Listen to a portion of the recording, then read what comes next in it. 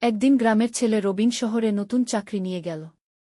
ছোটবেলা থেকেই শহরের জীবন তাকে আকর্ষণ করত, তাই এই সুযোগটা পেয়ে খুবই খুশি হল। প্রথম দিনেই অফিসে ঢুকে সে বড় বড় ভবন, আলোকোজ্জ্বল রাস্তাগুলো দেখে বিস্মিত হয়। শহরের জীবন যেন তার চোখে স্বপ্নের মতো মনে হচ্ছিল।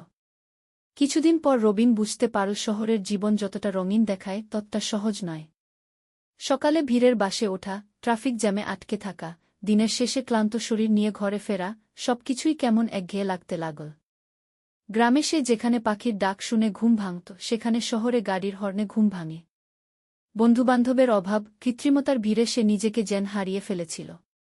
একদিন রবিন সিদ্ধান্ত নিল সে তার গ্রামের বাড়িতে ফিরে যাবে।